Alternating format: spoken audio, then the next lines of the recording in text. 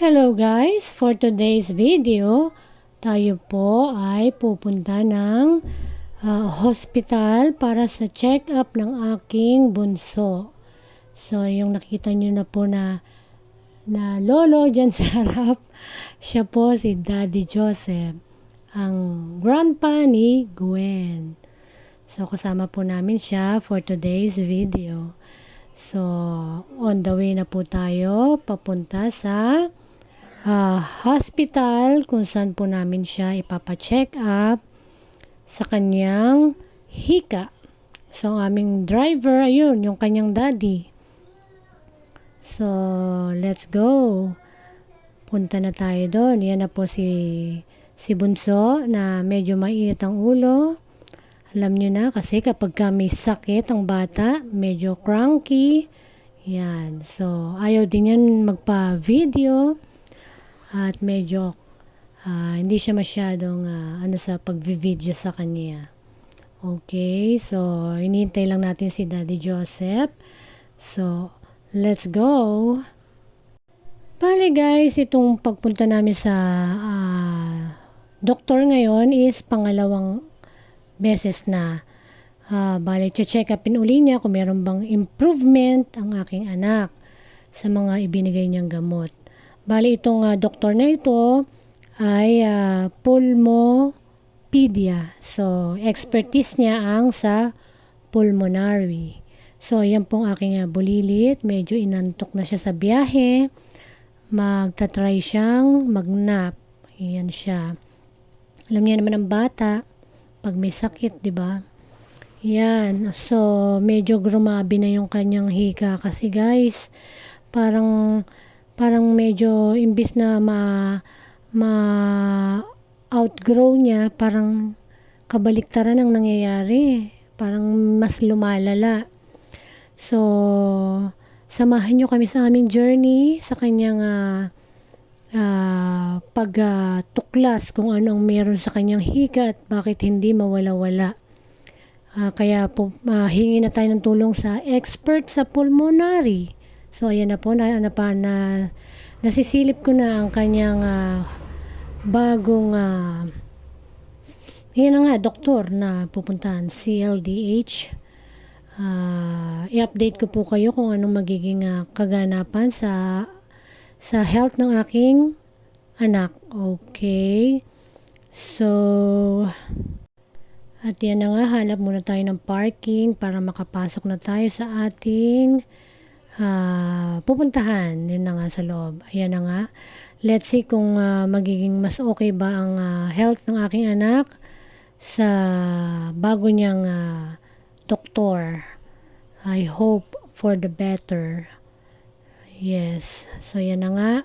Hindi na natin kukunin yung nasa loob. Kukunan pala. Kasi baka bawal na.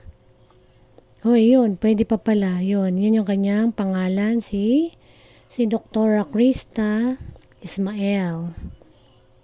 I hope siya na ang kasagutan para sa kagalingan ng aking anak na may hika.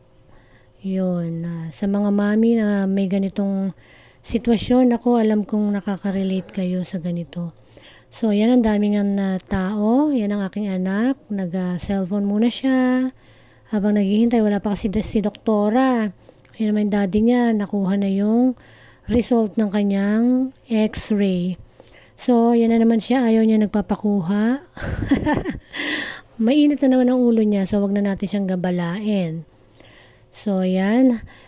Sa sobrang tagal ni doktora, nagutom kami. Kaya kakain na muna kami, guys. So, ayan. Let's wait. Nagwe-wait na lang po kami sa aming in-order na pagkain. As usual, ayaw po niya magpakuha. Let's leave her alone.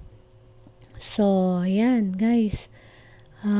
Later, yan. Andyan ang ating pagkain. Sa wakas, dumating na rin. Ay nabutan na kami ng lunch kasi nga medyo walang ma-parkingan ng doktor kaya hindi siya nakapark. Medyo may pinuntahan nilang muna siyang ayan si Lolo Jose, ayan si Daddy Joseph, Daddy Alvin, Daddy Joseph, yan siya.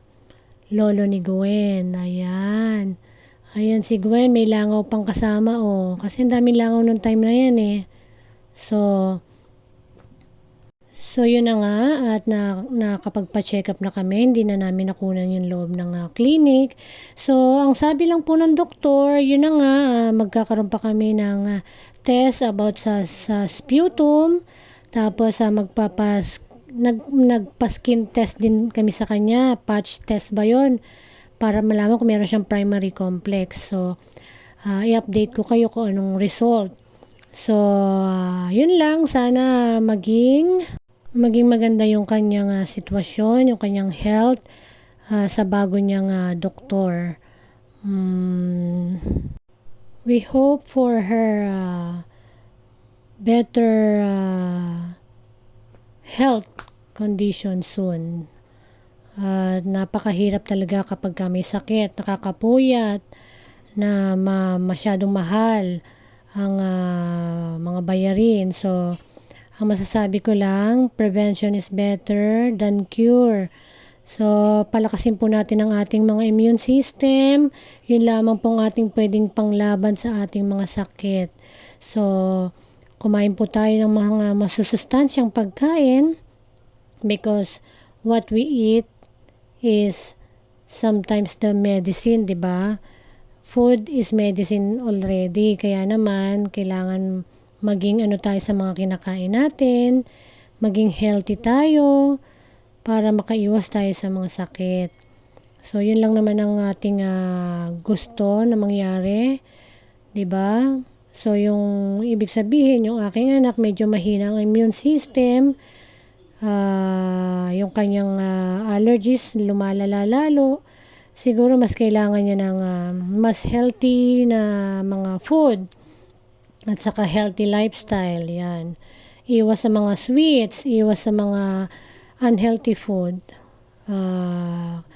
Yun lang po at na-share ko lang sa inyo ang aming journey. I-update ko na lang po kayo kung anong naging development ng aking bunso. Okay? Thanks for watching and I hope you learned something from my journey. And keep safe everyone, stay healthy, and God bless you all. Bye-bye.